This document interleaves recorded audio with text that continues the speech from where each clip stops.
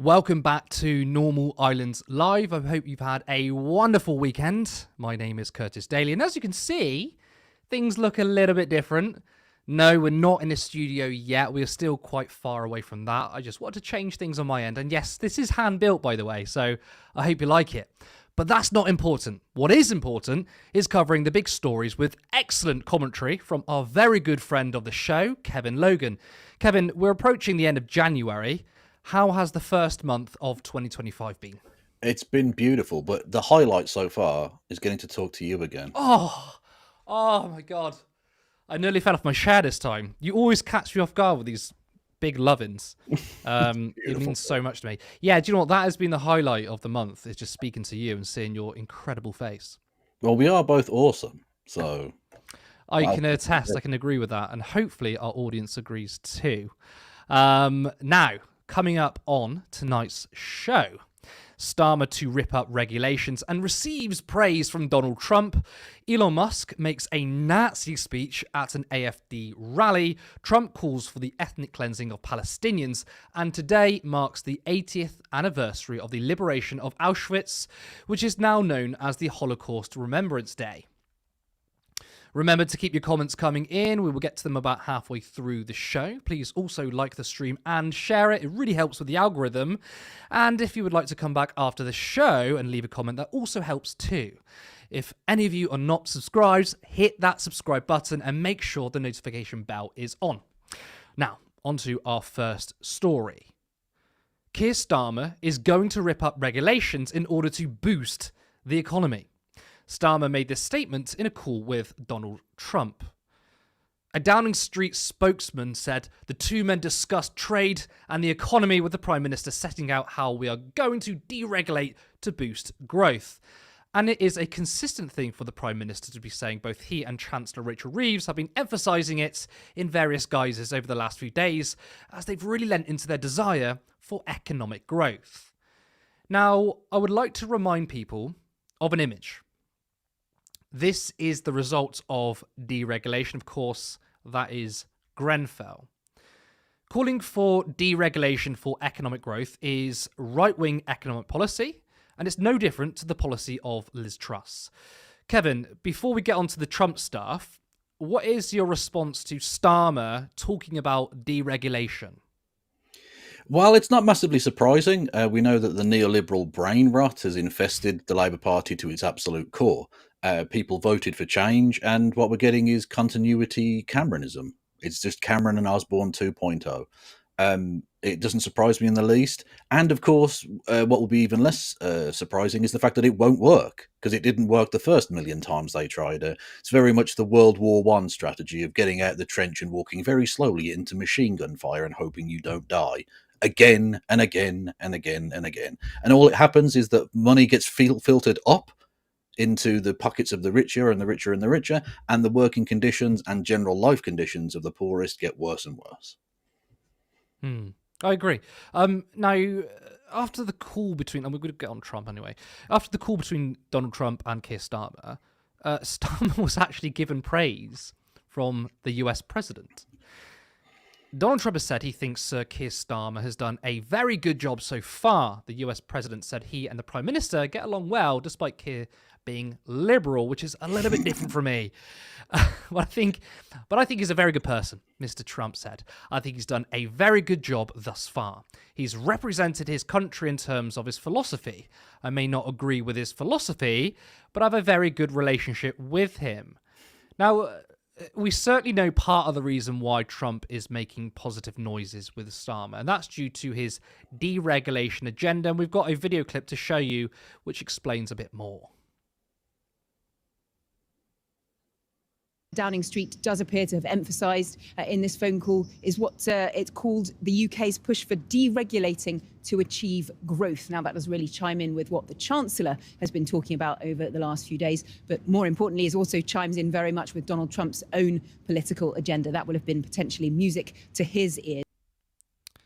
Now, Trump is notorious for attacking other leaders, and you don't get support from Trump if you politically disagree. I've never seen Trump claim that, oh, well, I like this person, I think they're great despite political differences. I've never heard that before. So it's clear that the praise is because Starmer and Trump are a lot closer on political issues than you might think, especially on the economy. But that's not the only thing. Starmer also praised Trump on his handling of Gaza.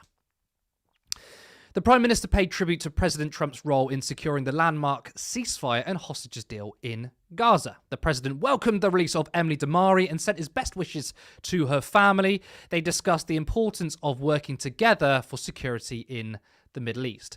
Now, we know that Trump's so-called deal with Israel was entirely at the fault of the Democrats, but he is in no way sincere about peace and the Palestinian people. We also have yet again an example of Starmer shown to be a hypocrite. An endorsement from Donald Trump tells you everything you need to know about what is wrong with Boris Johnson's politics and why he isn't fit to be Prime Minister. Well, I agree with Starmer. I mean, what kind of person are you that warrants such nice words from Trump? Kevin, I want to get your thoughts on Trump and Starmer's praise for each other. Yeah, well, firstly, it's probably best that they don't have the sort of kick-off to their relationship that he had with Mette Frederiksen, the Danish Prime Minister. Thankfully, he hasn't demanded some of our sovereign territory, which is nice, I guess, from an ally. Anyway, yeah, what he sees in Starmer isn't necessarily a political acolyte in that Starmer believes anything, because Starmer doesn't really believe anything, and that's why Trump likes him, because he's malleable. He can be bought, he can be cajoled, he can be bullied, because ultimately he's just what you want him to be. If you have either the money or political clout and power to force him to do something, he'll do it. Nothing isn't for sale, including the NHS, including British foreign policy. If you look at the way in which he literally put on hold the transference of the Chagos Islands to Mauritius so that the then incoming president could have a look at it. I'm sorry, are we a sovereign nation or are we not? Apparently not, according to Keir Starmer. So Trump doesn't like him because he's their political acolytes. It's because he can be a yes man. He can be a nodding dog. He can be Donald Trump to his George W. Bush, right? He can be that lapdog that he needs the British Prime Minister to be. And again, he wants the British American governments to be able to, American companies to be able to buy the NHS. Basically, I think is one of the key things he wants from any kind of free trade agreement that might take place. And in terms of Palestine, especially, it's grotesque to see these two evil Zionist bastards lie consistently. Trump is not in favor of peace in that region in the slightest. We have seen him call for the outright ethnic cleansing of the entirety of the Gaza Strip in the last few days. We know now, seemingly, that the peace deal that he, quote unquote, brokered, which he didn't really, but whatever, is essentially a way of distracting from the Gaza Strip, drawing focus to the Gaza Strip so that no one focuses on the fact that one of the first things Trump did when he got into office was remove the US government's sanctions on illegal West Bank settlements and settlers, so that's now emboldened them to go further and further. And we're now seeing mad Zionist physical attacks on Palestinians who live in the occupied territories in the West Bank. He's not in favor of peace. He's in favor of the Greater Israel Project. And we know this because even going back months before the election, the way in which he got so much money out of Miriam Adelson was the guarantee that the north of Gaza would be able to be occupied by Israel if he became president. And so she funded through PAC money, huge amounts of money, to ensure that Donald Trump became president in order to further that Zionist agenda. Yeah, I'm going to come on to Donald Trump's calls for ethnic cleansing on the Palestinian people. But what I find so interesting about Donald Trump's comments, I find it very strange that he says, oh, look, we politically disagree, but I find him a good person, a good man for the country, stands up for his beliefs or his philosophy. And, I mean, you can correct me if I'm wrong, but I've never seen Trump say that. I've only heard him basically attack political leaders who disagree with him and call them crazy, insane. And I think the sort of Starmerites and the liberals would say, okay, Maybe Keir Starmer's a bit more right-wing than we expected, but the idea that him and Trump are in any way comparable would be insane. And for me, looking at, broadly, yes, I would say I wouldn't say that Keir Starmer's a fascist like Trump, but if we look at the individual policies, of course, on the economy, they both believe in deregulation. It's a Thatcherite policy. Yep. And of course, Starmer is praising Trump on supposedly a peace deal. So clearly, there's a lot that they agree with. And of course, we're not privy to the conversation they had. They've only told us what we need to hear, I guess, or they want us to hear. So there could be a great deal of things that they agree on. There could be the NHS up for sale, our public services up for sale. We know that Starmer is absolutely happy to sell off our public services. And of course, Trump in America, I mean, this is bigger than Trump, obviously, like whether it's Obama or any other president, they absolutely wanted to take our public services and use it. Well, yeah, I mean, look, Starmer appointed Wes Streeting, a man with known financial connections to the private healthcare industry, as the Minister for Health. That's it. That's all the sign I need that they're trying to open the door. The Tories know to a degree it's going to be difficult politically for them to privatise it, but because the Labour Party has this historic connection to the NHS as the party that in government founded the NHS, that they probably can get away with it because they can do so with a sense of plausible deniability, like, well, we wouldn't sell off the NHS, it's our baby type thing, when that's exactly what they're planning to do, clearly and obviously.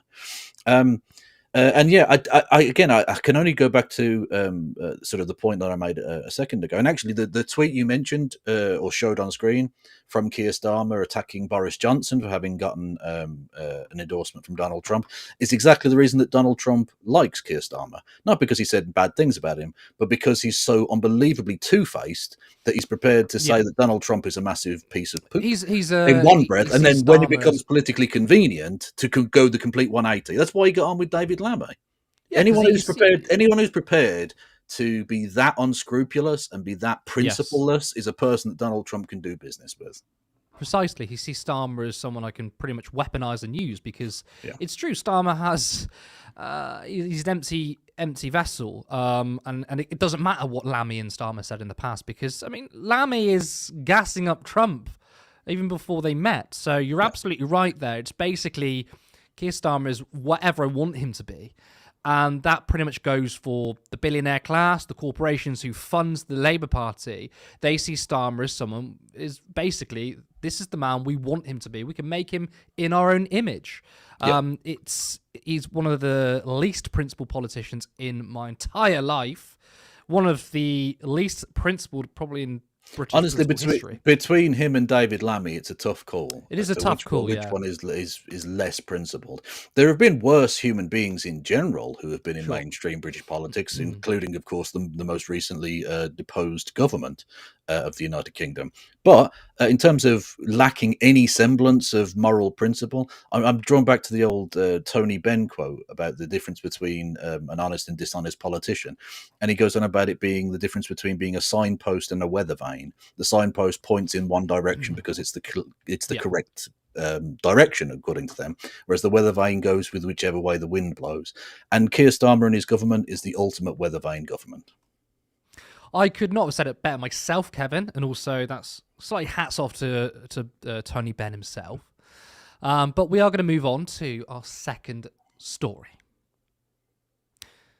Elon Musk caused more than... I'll start that one again. Elon Musk caused more than controversy for clearly doing the Nazi salute at the pre-inauguration rally for Donald Trump. People tried to defend him, claiming he's awkward and autistic, and it was actually a wave, not a fascist salute. Well, how are people going to spin this? Really say that I'm very excited for the AfD, and I think you are really the best hope for Germany. I think some things that something I think that is just very important is that people take pride in Germany and being German. This is very important. It's okay to be proud to be German. This is a very important principle. It's okay. It's good to be proud of German culture, German values, and not to lose that. in some sort of multiculturalism that dilutes everything. The German people are sort of really an ancient nation, goes back thousands of years. So I think there's frankly too much of a focus on past guilt, and we need to move beyond that. Children should not be guilty of the sins of their parents, or even let alone their parents, their great grandparents, maybe even. And we should be optimistic and excited about a future for Germany. Yes, that is Elon Musk attending the neo-Nazi party AfD, Alternative for Deutschland's rally, making a speech about multiculturalism, diluting Germany's culture, and there being too much focus on past guilt. Kevin, I don't see how anyone can defend Musk and claim that he's not a Nazi or a fascist, but he's just concerned about immigration. How dare you? He could have been talking about any part of German history. He could have been talking about the Napoleonic era, the end of the Holy Roman Empire, anything. He could be. I know he's talking about the Nazis. He's just talking about that one just over 12-year period of Nazi rule. That's literally the thing. He did a Nazi salute, which, by the way, don't call it the Roman salute. There is literally no evidence of it ever being a thing that the Romans did. It was invented by people, artists largely in the Renaissance, who painted Romans as having done that. But regardless of the historic inaccuracy of that, he did the Nazi salute. Like, if you want to just say, my heart goes out to you, just go, oh, heart, love heart goes out to you. Heart goes out to you. He chose the one physical action which everyone thinks, oh, that's Nazi. That's a Nazi thing, because that's exactly what he's doing. He's doing the plausible deniability thing of pretending like, oh, I'm autistic. I know lots of autistic people. They don't go around zig heiling. That's not a thing that happens. There's no physical tick as far as I'm aware that even leads to that. So he's just talking rubbish, and then follows that up with speaking via a video link, as you showed there, to the Alternative for Deutschland party, which is just a straightforward neo-Nazi party, a party with a long history of connection to other neo-Nazi groups. Its members, there are just replete examples of them engaging in Holocaust denial, which is another topic we'll get on to shortly. And all kinds of violent extremist connections and all the rest of it. They're awful. They're absolutely awful. The fact that even if he'd just said to them that you're the best hope for Germany, that alone would have been enough for me to suggest that he's a neo-Nazi. The fact that he starts going on about things being diluted, that multiculturalism dilutes what the bloodline, Elon? Is that what you're talking about there? It's a bit on the nose, mate. I mean, even when they say about diluting culture, I mean, clearly some fascists mean literally the bloodline, and I'm sure. Well, I mean, I don't know whether Musk is referring to that or not, but given that I think he's a Nazi, I think he probably is. But even those who aren't referring to bloodlines, but they mean in terms of culture, how was culture being diluted? Because think about our country, right? Over the last 60 years, immigration has massively increased, but has the British identity changed? No, of course, it's more of a melting pot. There have been things that have been added to the British identity, but if you think about traditional British culture, drinking tea, having a pint at the pub, the monarchy, we still have a monarchy, violence. Yeah, there's also that. None of that has really changed. It's still here, even after, let's be honest, an influx of migration. It hasn't changed. I would say it's added to it, and in some in good ways. I think Britain being a multicultural society has only enriched it. I mean, I saw not a famous picture, but someone photoshopped this brilliant image. I think it was during Brexit. When they photoshopped the high street, and it was just basically fish and chips on every shop. Just chips, fish and chips. Very boring stuff. I like the fact that there's multiculturalism. So it has changed our culture, enriched it, but it's not diluted what they would see as the sort of native culture. It hasn't. So it's a complete lie anyway. Well, yeah, exactly. I mean, literally the number one thing you mentioned there, drinking tea. Tea comes from China and India. Well, there you go. There is a specific reason why that became a tradition. And it's because we went there and stole their stuff. Literally. Like, you can't invade all of the rest of the world, take on its cultural affectations, and then say that you're pure, or that you've got some completely isolated nativist concept of what you are. No, we are a nation of comings and goings. You can tell that from the place names. Some of them come from Scandinavia. Some of them come from the Jutes of places like what is now Denmark. Some of it's German. We've got lots of French influences. We've got Celtic. There's loads of stuff going on throughout all of that time. And all we've seen in recent times is people from slightly further afield, because again, we went there and sort of invited them, coming in and adding to the culture. And like you say, it hasn't fundamentally changed, but it's adapted in a way that it was always going to, regardless of whether brown people came here or not. Culture does change. Culture does evolve. It moves with the times. We're not all wearing neck ruffs, for instance, because it's not the Tudor period. We're not all wearing, pencil ties because it's not the 1970s. Like, it's not, things change and develop and move on. The idea that something has to stay and remain exactly as it is ridiculous and not how, chronology works or how culture works. And B, is fundamentally ridiculous because you're looking at the past through a rose-tinted glass. Oh, whenever they look at things like the 1950s and say, well, we want to go back to that time. Oh, you want to go back to the time when the top rate of tax was 90%, do you, Elon? You sure about that, mate? You sure you want to go back to the time when the top rate of tax would cut your net worth in half, or, by the 200 billion? No, I don't think you do. I don't think you do, my friend. Also, just to tackle the kind of historical stuff here, when he mentions the parents and grandparents and great-grandparents of these people and how they shouldn't feel guilt for the past, no one is asking anybody to feel guilt for anything that they personally didn't do. What we can say, especially when it comes to things like imperialism, is that if you're still benefiting from that, then do something about that. Are you like give back the cultural artifacts that you stole, or try and financially help the countries that you stole from, and all the rest of it? We do ask that people do that, including, of course, Germany, because it's not just Nazi period for which that's the case. They were involved in imperialism before, and indeed, to a degree, subsequently after that. It's that what Elon is trying to do, and it is sort of bordering on genocide or bordering on Holocaust denial, is pretend that what happened then doesn't matter now. And when he says that you should be proud of being German, are you suggesting, Elon, that the Nazis were guilty of being proud to be German? Because given the fact that they led Germany into the worst situation it has ever faced, I would argue that's not true. That's not remotely true. If you look at the way in which the Nazis killed millions of Germans, they got millions more killed in a war that they started. This is not a thing to be proud of.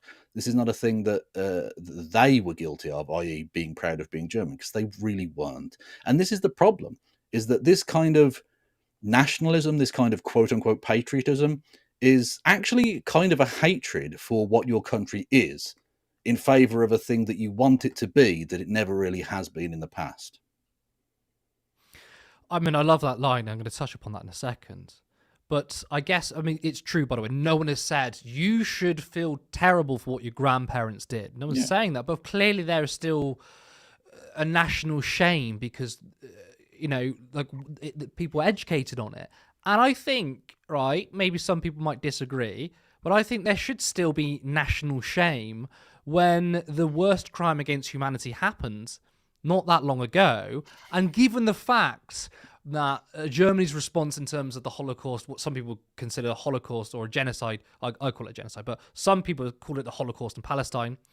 They clearly don't give a shit about ethnic cleansing there, or even just the rise of the AfD. And I think the fact that the AfD are becoming popular means, well, surely they shouldn't end the national shame, should we say? I think if these forces are still coming back, then the guilt hasn't worked. But this is also a mirror from what we hear from British politicians when they say, well, the left want you to hate this country for what we did in the past in terms of the British Empire. Okay, we did some bad things, but we also did some good things. Well, it's not quite as easy as that. 90% of the stuff we did was bad. When you talk about, we built the train networks in India. Oh, yeah, we did it out of the goodness of our heart. And there's this sort of pushback there.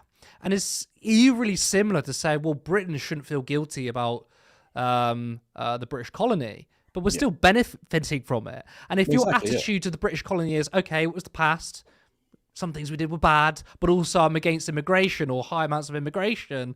Well, as Akala said, who's brilliant, by the way, he said these people are just following the wealth. Okay, we have immigrants coming from across the world, from the global south, coming to the UK because we stole their wealth and they're following the wealth. Well, to quote the great Mohammed Salah, when he went to the British Museum, he was just going there to visit his own stuff. Yes. True. As an Precisely. Egyptian, he was just going to visit the Yeah. things that we stole from them. I think another point, as an addendum to all of this, the people that are at fault for the rise of parties like Reform or AfD or the Marine Le Pen in France or whoever, I mean, obviously are the people themselves for putting forward this kind of neo-Nazi filth, but also neoliberalism.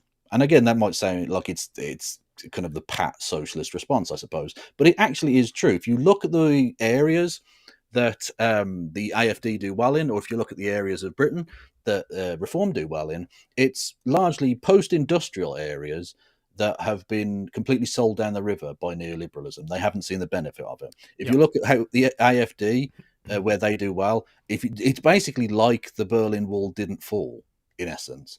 Financially speaking, East Germany is still an absolute basket case. The unemployment rate is through the roof by comparison to its former West German areas. And that fundamentally has led people into the extreme situation that they find themselves. People don't generally vote for horrific shit like this unless it gets really, really bad. We saw that with the literal OG Nazis. The Weimar Republic was doing quite well until the 1928 financial crash. And then when people started starving, they looked for an extreme solution to their extreme situation. And whilst things aren't as bad now as they were in 1928, 29, 30, they're becoming that bad. They're getting to that place. The financial wealth in Britain is all in London and the southeast. The economy of the rest of the country is worse than that of Alabama. People will vote for extreme solutions if you put them in extreme situations. And neoliberalism has taken the piss out of the working class for so long now that they're looking to solutions that aren't really solutions. They're not actually going to solve the problem, but you can't offer the status quo to people who have no stake in the status quo because they have no future. Yeah, I mean, if we look recently, we could say that there was a sort of rise of the left and the right around 2015. Of course, it goes further than that, obviously 40 years of neoliberalism. But even recently, you can say 2015, sort of Corbyn rise, the Brexit referendum, people voted to leave because they didn't want the status quo, and nothing's been done. I mean, I would say, essentially, since 2008, we haven't changed anything. Absolutely nothing. And us socialists on the left predicted this. We said this is what's going to happen if the liberal establishment, if the ruling class stay as it is, and we've been proved right. And it didn't feel good, by the way. I wish I was wrong. I don't want to be in a situation. I wish the neoliberals were my main enemy, but no, it's the fascists. But partly because the neoliberals have allowed this situation to happen. So whilst, of course, the fascists are the most direct problem here, long term something really does, or medium to long term something needs to be done about neoliberalism, because it will inevitably lead straight back to this situation if unchecked. If you don't allow a pressure valve of basic social democracy, people will go to extremes. Some people will go towards out there tanky revolutionary stuff, and a lot of people will go to fascism. Precisely. There's been a sort of surge of historical revisionism when it comes to the Nazis. I mean, you have people on the right claiming that the Nazis were actually left-wing because the party was called National Socialist. Of course, that obviously means they were socialist. Just how North Korea is a democracy because the ruling party is called the Democratic People's Republic of Korea. Kevin, the Nazis were not socialist or left-wing in any way. No. This seems like a ploy to move the spotlight away from the far right, and actually, the danger is the left.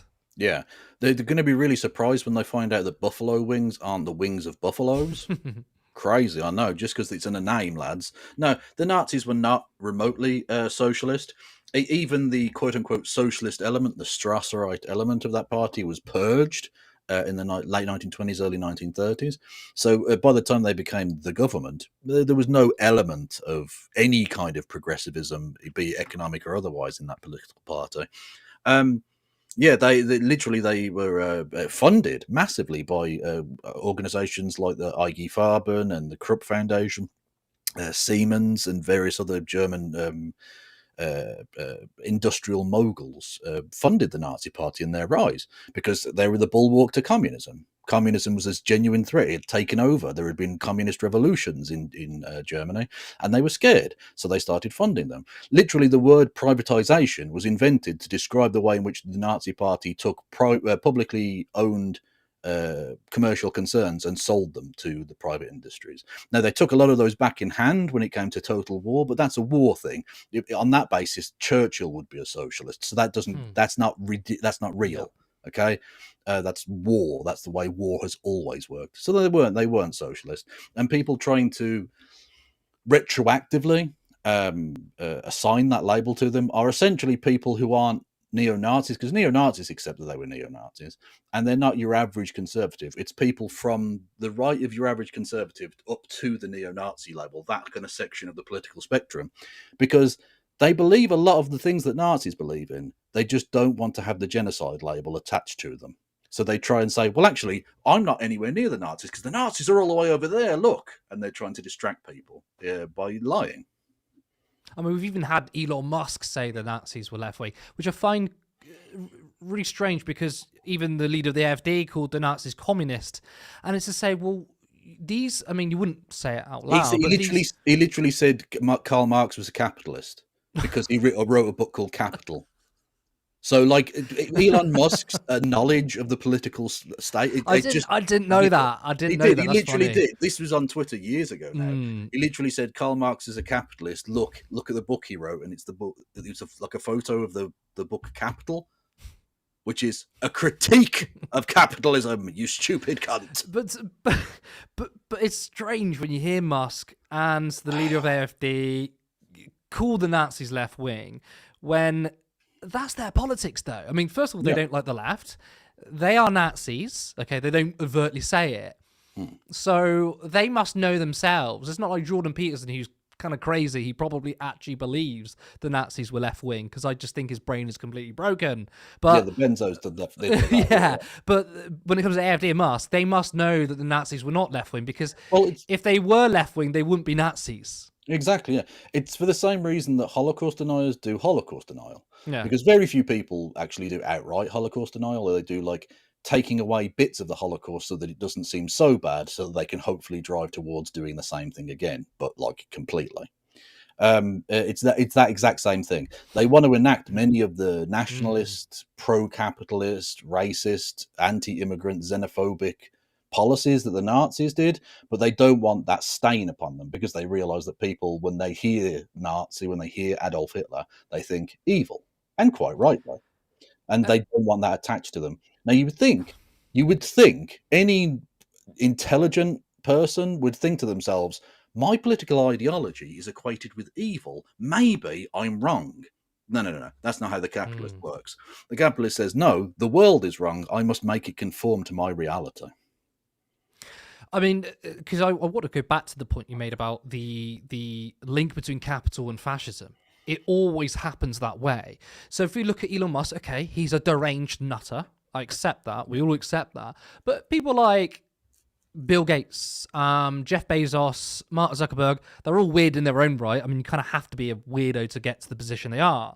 But I wouldn't say that these characters are deranged fascists like Musk. However, they've all fallen in line. Jeff Bezos made sure his Washington Post didn't endorse Kamala Harris, even though they typically endorse the Democrats. That's clearly basically saying we endorse Trump.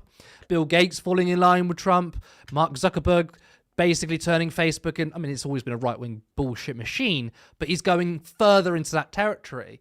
And it just goes to show that at the end of the day, you can have the most principled billionaire or whatever. Even I can't remember the black rapper. I mean, was it Snoop Dogg? Jay-Z. It wasn't. No, I'm not talking about Jay-Z. I think it's Snoop Dogg. No, American. Anyway, the point I'm trying to make is class is what matters the most because, again, the name escapes me, but the black American rapper who recently or years ago called out Trump for being racist and disgusting is now turning up to his inauguration. Snoop Dogg. It is Snoop Dogg, isn't it? Yeah. Inauguration rallies. And it just goes to show, I mean, the policies of Trump would absolutely be against those that look like you, but he's rich. And Yeah. that's where essentially capital always sides with fascism. I don't think Well, look, capital necessarily wants fascism, no, but it doesn't. as you It said, there's a historical context of, mm. well, they hate communists more than Well, exactly. fascists. They don't want fascism. Oh, sorry. They don't necessarily want fascism because it can be disruptive, as we Hmm. saw with the fact that they started wars, which got factories bombed. No one's Yep. making money in that situation. They realise though that fascism is their final bulwark against socialism, and so when socialism starts doing well, you'll notice lots of dark money starts going towards fascist political parties. Yep. Now, before we go on to our next story, I just want to say thank you to all those who are watching. Remember, if you haven't liked the stream already, then please do. And if you're not subscribed, then make sure you do that too. Again, if you come back after the live is over and drop a comment, that really helps the algorithm. And if you want to see Turn Left continue to grow, then make sure you share this video online, tell your friends and family about us. Now, there are currently a few of us working voluntarily, and we want to be in a position where this is our full-time work. And one day we can quit our other jobs essentially and do this all of the time. This means we can upgrade our equipment, create more ambitious content, and one day have a studio. So let's build a socialist media alternative. You can head over to turnleftmedia.co.uk/support to donate. You can do a monthly or one-off payments, and you can also follow us on Blue Sky. Our handle is at turnleftmedia.co.uk. Now, before we move on, I want to go to some of your comments. Let's see what we have. Wow, thank you so much, Scottish Soul. You've gifted 5 Turn Left memberships. Really appreciate it. Actually, we've just celebrated, I mean, it's more than that now, but we celebrated our 200th member. So I guess this is 205, but thank you again. Natalie, good to see you. As an autistic person, Elon is not from our crew. An apartheid-loving South African with an emerald-encrusted father figure is just an absolute prat. Exactly. I mean, most of the things Musk has done is not even down to his autism. He's just a piece of shit. And I find it disgusting that many people are trying to weaponize autism for this. I think it's disgusting. I forgot to mention when we were talking about him being a Nazi, it reminded me because they mentioned his father. Did you know Elon Musk was named by his father after a character written in a short story written by Werner von Braun, a former member of the SS and war criminal who was taken to America as part of Operation Paperclip to start NASA? Wow. Well, I knew that his dad and his granddad Literally were like true. Nazi sympathizers, but the Yeah. fact his namesake, wow. Well, there you Yeah. go then. There you go. Nazism runs in the family. Yep. Oh, absolutely it does. Yeah. Saladin Faye, never seen anyone stimming into a goose step myself. Pure ableism on display by the defenders of a Nazi. Who would have thunk it? Well, exactly. And also, ableism goes hand in hand with Nazi ideology. Of course, some of the victims of the Holocaust were also those with disabilities. You could argue that the first victims of the Holocaust were the disabled. The Action T4 program happened long before Auschwitz was ever opened, and that was the gassing of largely mentally disabled children. Sir, I think there's this concept that society is more enlightened. World War II is recent history, and that's what makes it stand out. Never mind, we're pushed to believe the same, no matter whilst making the same mistakes. I mean, yeah, I guess that's the case. I mean, I think if this is what you mean, a lot of people would say, well, what happened in those times would never happen again. And then that leads to people thinking you're being hyperbolic when you accuse Musk of being a Nazi or Trump of being a fascist, because for them it's like, but that was in history. Okay, racists exist today, but the Nazis are gone. But that's how it always starts, though. It's because the political leadership of the world has imbibed the Fukuyama nonsense of the end of history. The idea that any of those ghouls of the past could possibly happen again is ridiculous, because everyone just agrees that neoliberalism is awesome and will never change. Yeah, it's the danger of believing in neoliberalism, that this is the best political system we can have, and it does feed into the idea that really bad things cannot happen. History has ended, genocides have ended, things can't happen, and of course that's a load of rubbish. Even Fukuyama has kind of ripped up his own ideology now, and he's pretty much come out as He a has, social yeah. democrat. He was a Yeah, conservative he before. seems okay now, but like I'm never going to let him forget that. Oh, hell no. But I also think that this guy is obviously intelligent, completely wrong, but intelligent guy in terms of intellectualness, I guess. And you can get random people on Twitter say, hold on a second, this neoliberalism can lead to fascism. And you think highly educated people who write books for a living can't think of that, but your odd socialist can. Jim Speak, the same people who tell you not to be ashamed of your ancestors are the same people who won't stop talking about bliss spirit. True. That is absolutely true. And obviously, Kevin, you brought up the sort of golden era, both Brits and America alike. They sort of look at the 1950s, how fantastic it was. Obviously for them, they mean, women couldn't work, men were dominant. They obviously forget about the tax rate. Well, my favourite people are, like, as they mentioned there, the people who will say what your ancestors did doesn't matter. That shouldn't impinge upon you. And yet they've got like a Roman statue avatar. Like, come on, like, oh really? You want to jerk off over Nero or some shit, but like what your great grandparents did doesn't matter. Shut up, man. Politics Clive, what's Starmer going to congratulate next? The real estate prospects for beach houses in Gaza. Well, maybe he would call that economic growth in Palestine. But who's going to buy them? Fucking Aquaman! Aquaman! If you don't get that reference, you should. It's H-Bomber guy. You probably all do. But yeah, agree. Starmer has no principles. But I think that's all for our comments. And we are going to move on to our next story. Donald Trump has called for the ethnic cleansing of Palestinians.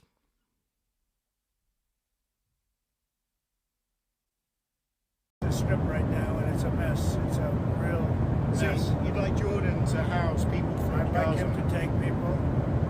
I'd like Egypt to take people. I'm talking to General El-Sisi tomorrow, sometime I believe.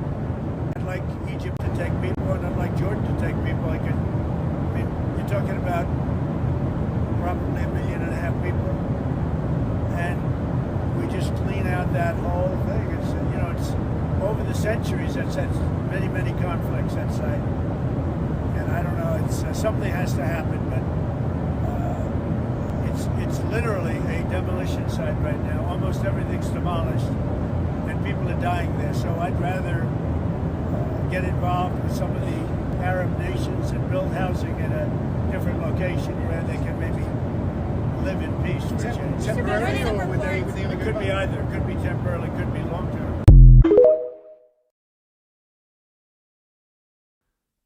We just clean out that whole thing. Now, this is Trump calling for Egypt and Jordan to take in Palestinian refugees in order to allow for Israel to expand its settlements and one day take the entire land. Now, we have attacked the Democratic Party for their role in supporting genocide, their refusal to actually make a peace deal. This then led to Trump swooping in and getting a deal done. Now, Trump has been backed by extreme Zionists. They've given him money, and he was, of course, Netanyahu's favoured candidate. Kevin, Trump was never actually serious about a deal. It was incredibly obvious, and it was all political posturing, wasn't it? Yeah, of course it was. Yeah, he wanted to posture as the peace candidate in opposition to the war candidate, but in both cases they're actually not. He's not for peace. He's for capitulation to Putin in Ukraine, and he's for capitulation to Netanyahu in the occupied Palestinian territories.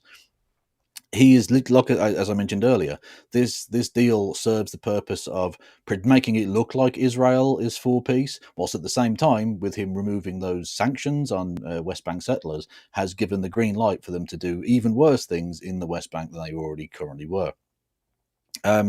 He's now calling for the absolute ethnic cleansing of the Gaza Strip, which at least is much more honest than any Zionist I've heard, because they will usually lie and say that is not the goal they're aiming for. But when we know that that's what it is, it's the death by 1 million cuts. They want to get rid of the other people from those lands because it's a religiously inspired madness. And again, not for Jewish people. It's actually very much against Jewish people. It's the evangelical Christian extremists of North America who are the driving force behind all of this. Which, by the way, if their dream comes true and they get the land from the river to the sea for the stiff-necked peoples of the Bible, for God's chosen people, those chosen people will end up in hell, like me, and probably you. I imagine. I think. I don't know. Yeah, it's genuinely evil. And I do also just want to pick up briefly on one thing he said there exactly about they have lots of conflicts over the centuries in that place, and that they can live at peace finally. That is very rich coming from a nation that has only existed for 250 years and has been involved in wars everywhere, has deposed democratically elected leaders in its own continent, in every single country, basically. You have not known peace as a nation, America. Wind your neck in with talk about how other people are warlike. Yeah, and I think some people would claim that Trump doesn't follow the sort of American exceptionalism line that most presidents do or political figures do, because he has criticized the US on foreign policy before. But I would argue that he does. And he does it there. I mean, he uses it as a rhetorical thing. Because he could say, look, I could criticize the US because I'm the peaceful president, but we know he's not peaceful. Obviously, we look at his first term, but everything he's done so far, and including Gaza, what he's saying, he is not a peaceful president. He's a war hawk, just like the others, like the establishment. He is the establishment. Absolutely, yeah. He dropped more drones, or used more drones in 4 years than Obama, the previous drone king. He was the drone king, 8 years.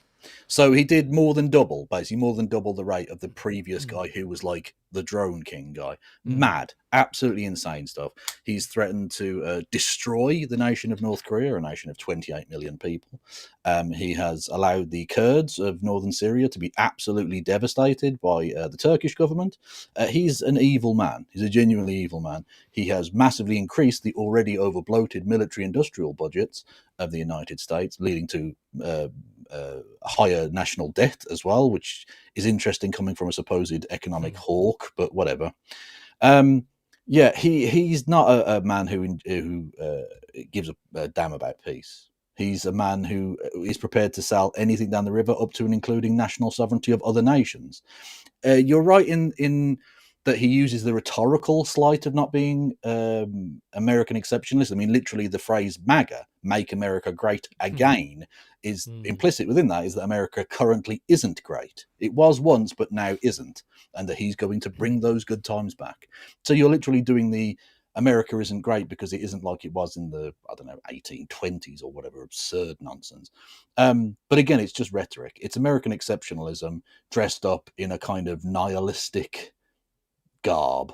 It's got the cloak. It's got a cloak of like criticism, but actually underneath it all, everywhere else is just a shithole country. Isn't it? And it's kind of like we were destined to be great, and it was the fault of the left and the liberals in the last couple of decades that have destroyed this nation. But we were great, and we were the best in the world. And it's quite funny how he kind of successfully toes the line between being a complete hawk, but also being a nationalist. Now, he's not a nationalist. I think some people try and say that he's a nationalist in that sort of sense, but he really isn't. Or America first, should I say. Because he's still taking money from AIPAC. Well, he literally said at AIPAC that he was America first. He fundamentally laid it out that his number one principle is Israel's safety. So you're not America first, you're Israel first. Yeah. So it's all a lot of rubbish anyway. So even if people buy into that sort of, well, at least we have politicians that want to take care of our own first. Don't listen to them because they're not. I mean, you'll hear that from Reform, but also Reform are backed by Zionists. They are big pro-Israel people. They're not British or Britain first anyway. It's all a load of rubbish. And as we saw, connecting it to the point about Elon Musk earlier, Zionists don't care about Jewish people or about anti-Semitism or anything like that. You can be an anti-Semitic piece of garbage like Elon Musk. You can support neo-Nazis in Reform or AfD or Marine Le Pen. You can do all of that, but as long as you support Zionism, they'll accept you. You literally. That's why Viktor Orban and Benjamin Netanyahu get on famously, even though Viktor Orban is a fascist. He just is. He absolutely is. But they get on really well because it doesn't matter if you're a fascist as long as you support Israel. That's all that matters. So it's not the defense of Jewish people or a defense of humanity or anything like that, a defense of the safety of people. It's the defense of the nation state of Israel. And that is it. I mean, over the course of the US election, I mean, there were many people who refused to vote for the Democrats due to their position on Gaza. And whilst it is understandable that people didn't want to vote for Harris, I maintained the position that, look, Trump was always going to be worse on the issue of Gaza. And it was a matter of really, really holding your nose and voting for Harris. I personally think that was the only viable vote, and I think this proves it. So, I'm going to say that even though the Democrats are the ones to blame for all of this, by the way, they are, I think the best position to take as a US voter was to back Harris. I was going to ask your thoughts on that, but I believe you're probably going to agree. Yeah, absolutely. Yeah, I think Biden and Harris were dreadful on Israel / Gaza / Palestine, Middle East peace in general, frankly, given their involvement with Yemen and various other things. Yeah, absolutely atrocious. And they should be remembered for how appalling they were. They should be remembered for that and that alone. But Trump is going to be worse. Trump has promised to be worse. It's not even like he's going to do it surreptitiously behind the scenes. He's saying up front, I am going to do worse. He was literally saying, as the genocide was going on, that they weren't killing enough of them. Literally, they weren't genociding them quickly enough. I mean, look, if there was a different electoral system, I would completely buy into the idea of punishing the Democrats. I mean, it's why some would say I have an inconsistent position, because even if I was in America, I'd vote for Democrat. But I have famously, I say famously as I'm a well-known person, no, I publicly said that You I are would not famous. back... You're Curtis Daly from the telly. Yeah. Thank you. That's kind of like what my mum would say. Oh, bless you, you're on the telly now. You've lost my train of thought there, actually. Your inconsistent position. You voted for the Greens. Inconsistent position because I support the Greens. I vote for the Greens. I would never ever vote Labour, probably ever again. But the difference is there's a couple of things. Obviously, Labour and the Tories are virtually exactly the same. But also, we are lucky that we have a parliamentary system. That's not the case in America. And I do think if there was a different system, I think the Democrats should be punished. But that's not possible. Exactly. We don't elect their head of state anyway, because again, we don't really do democracy at all. So it is a different situation. And also, it's not like I'm not suggesting you should vote against this person in every situation. I'm saying in this specific situation, I think Trump was so bad that I think it was worth a vote. But like, I also cannot sit here and criticize people who didn't want to do that, because Kamala Harris didn't deserve to be president. Donald Trump deserved to be president less, but she didn't deserve to win. Yeah, being against Trump is not an endorsement of Kamala Harris. That's just not the case. But I obviously don't want to get too much into this debate. Again, it's an old debate. It's finished. So I think we're gonna move on to our final story. Now, our next story contains themes of violence that some viewers may find upsetting. Today marks 80 years to the day that Soviet Allied forces reached and liberated Auschwitz concentration camp in Poland. That is why today is known internationally as Holocaust Remembrance Day, and a time to remember the victims of Nazi genocide, who were primarily the 6 million Jewish people, of course. The victims also includes Gypsy, Roma, disabled and queer people. These people were torn from their homes and sent to work and die in horrific conditions, with many being killed upon arrival or by the Einsatzgruppen death squads. Holocaust survivor Irene Weiss spoke to the US Holocaust Memorial Museum about witnessing those chosen for death passing through Auschwitz. Mothers and grandfathers, babies held by the hands, these little children, and we can't tell them that they have a few minutes to live. And often they talk to us.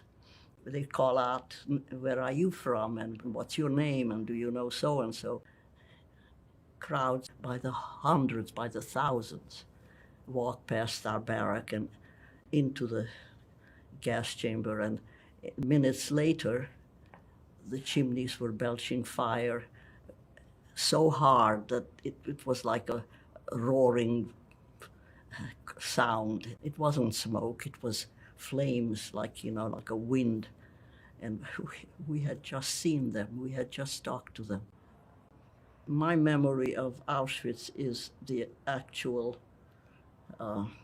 extermination. The period of 1939 to 1941 is when the Nazi persecution of Jewish people moved from violence and brutality into outright extermination. The outbreak of the Second World War was blamed on Jewish people, and the rounding up began as the Nazis invaded Poland. The Einsatzgruppen task forces, made up of SS and security police, moved just behind the main army. The Nazis rounded them up, beat them, and sometimes murdered them. But most, at this stage, were moved to ghettos. More Jewish people from Europe were deported into these ghettos, but Heydrich ordered the SS that the aim must be to establish only a few cities as concentration points. They were treated as undesirables, detained in poor conditions while the Nazis decided how to get rid of them. Hans Frank and other Nazi leaders were open about wanting the Jewish people to die from their mistreatment. The Nazis wanted to move the Jewish victims eastwards into Soviet territory so that Germans could settle in the areas currently overwhelmed by concentrated ghettos. It was a problem of their own making, their own stupidity. It was at this stage, under the cover of war and invading the Soviet Union in 1941, that the mass extermination truly began. The Holocaust Remembrance Day, this Holocaust Remembrance Day, we want to commemorate the Jewish victims of the Nazi regime and remind everyone that it didn't start with concentration camps, but followed several stages, one of which is rounding up undesirables into detention facilities and creating problems where there are none. All over the world, there are so many contexts where this lesson has clearly not been learned. And now we are thinking of that phrase 80 years on, never again is now.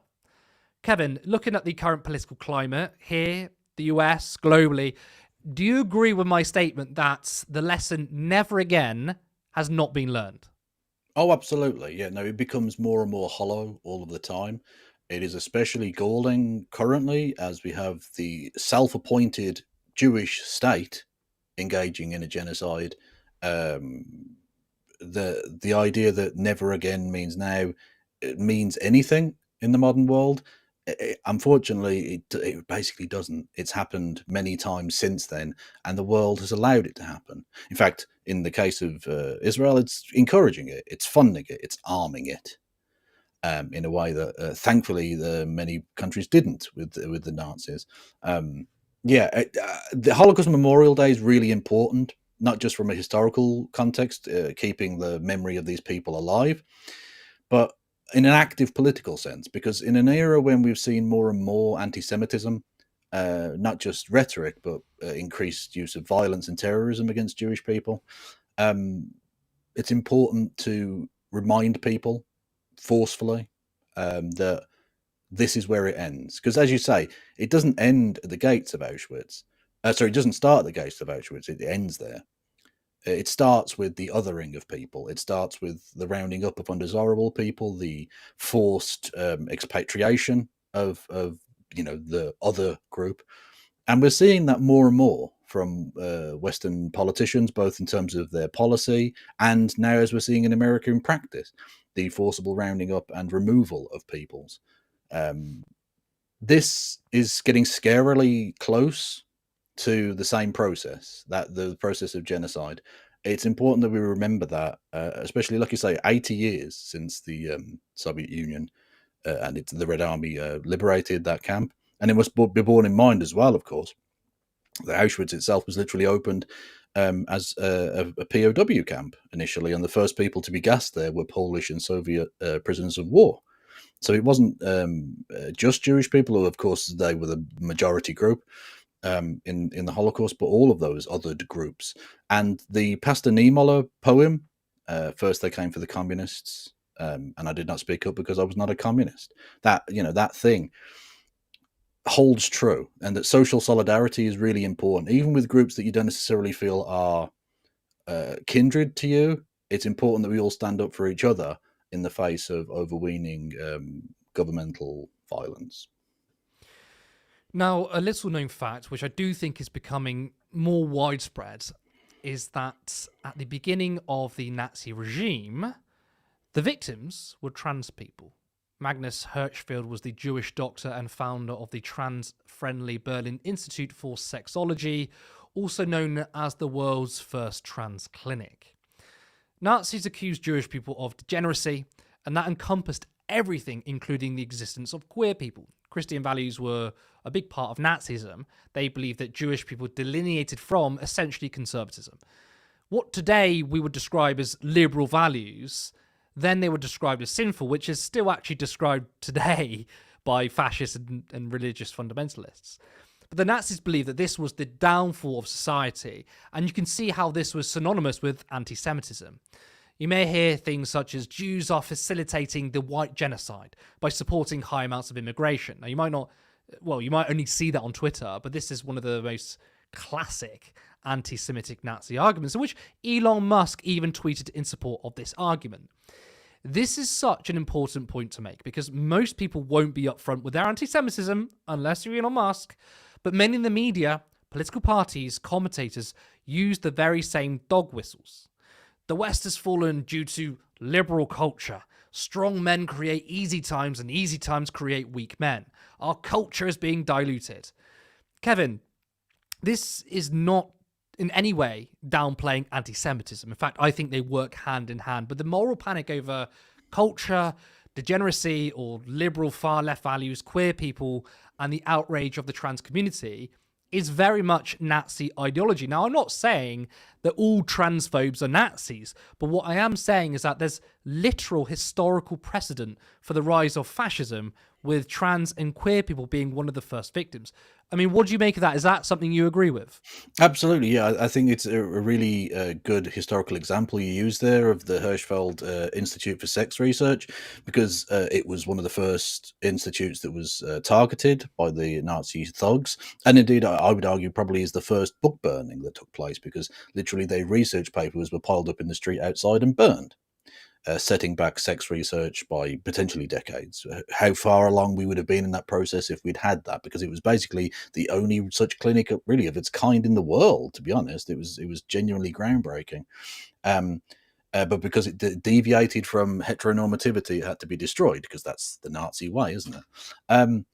And also, I think it's interesting that you bring that up in the context of Holocaust Memorial Day, because it's an interesting new avenue of Holocaust revisionism or Holocaust denial that we've seen from the likes of J.K. Rowling and other TERF individuals, that they've decided to deny that ever took place, that the destruction of the sex research, or the Institute for Sex Research took place. Because that's inconvenient, because then again, in the same way that all Holocaust denial works, they try and downplay it because they want to repeat it. TERFs downplay that because they don't want to be associated with the Nazis, even though they would like to, in the same way, roll back sex research in ways that, they find icky or uncomfortable. It's classic Holocaust denial, but from a new perspective.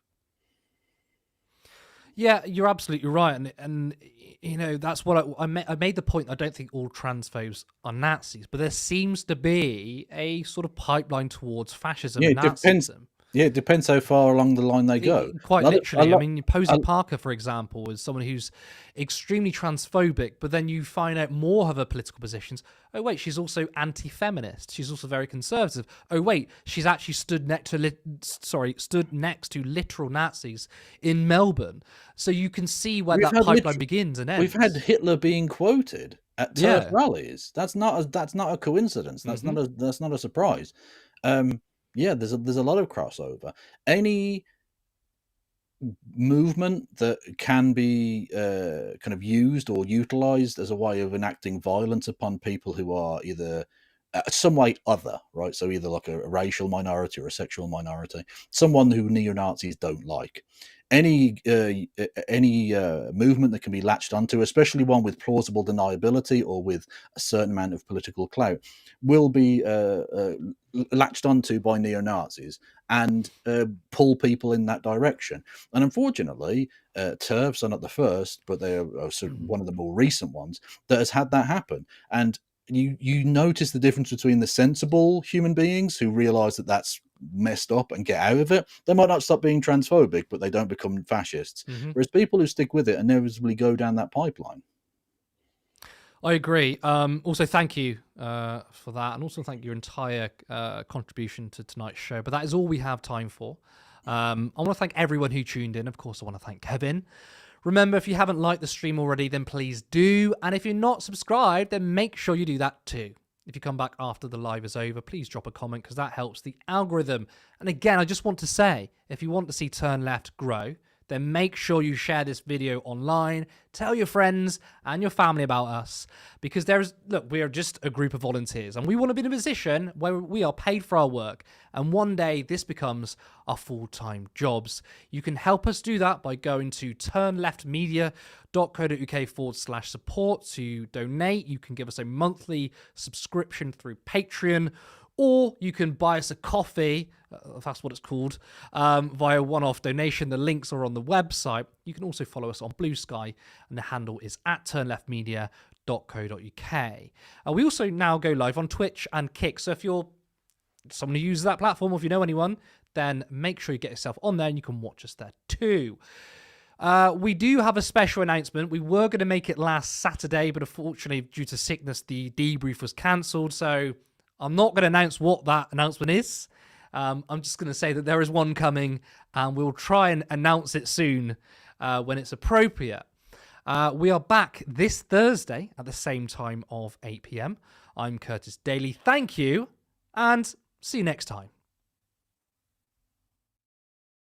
Support independent media. Support social justice that's there on social media. Thank you. Turn left.